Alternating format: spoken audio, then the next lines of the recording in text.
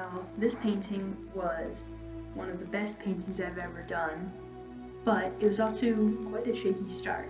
And at this point in the process that you're seeing right here, I was really starting to debate whether I should even continue to paint the painting.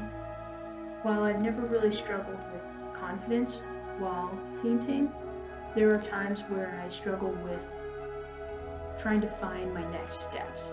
And this was one of those paintings where I was really just trying to be as close to, I was trying to be realistic, but also in like a fantasy style way. You'll see later that some of these waves are monstrously big, but I wanted them to still be realistic, and sometimes that's a hard challenge to try and achieve.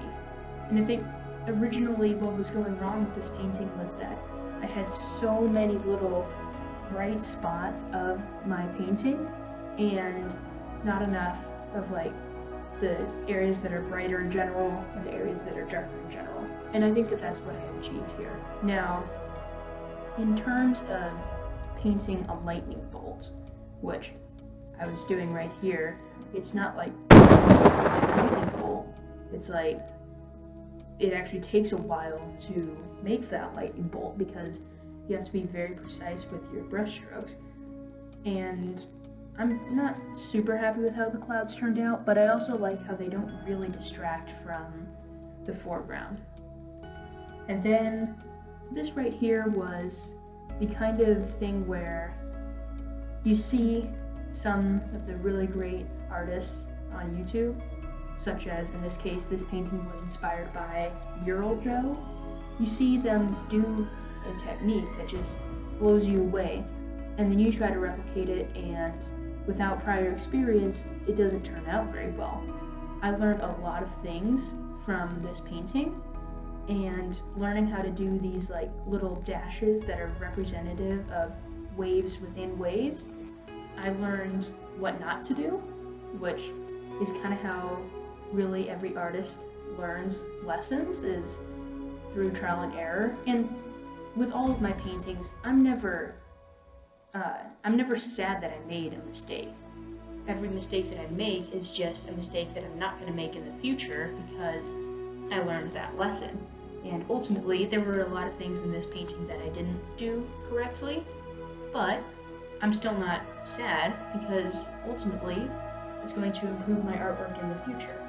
And now this right here is where I was trying to make the white water on top of these waves, but in like a very irregular pattern. And so what I tried to do is just make these seemingly random strokes in my painting on the tops of the waves with almost pure white, and I think it really added to the effect. And then here I'm coming through and just adding in a bunch of sea foam, because you can never go wrong with adding in little dots of sea foam. Like, if that's anything I've learned, it's that. And ultimately, I think it did make the painting better, especially where you can really see them standing out over the dark sky. So yeah, this painting was just really, really fun to put together.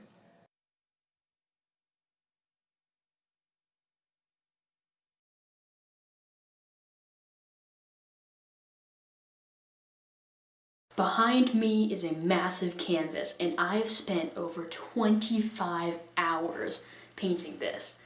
Trust me, you want to see what's on the other side of it. But because I've spent so long, here's a proposition I have to make. For every like that this video gets, I will spend 1 hour on this painting. But since it's already gotten 25 hours of work put into it, if you want to see the painting itself in a time lapse of it, gotta hit 25 likes. And if you want to see more of that, for every like that we top that, I'll spend another hour on it. Trust me, you really want to see what's on the other side of this canvas, so make sure to click that like button.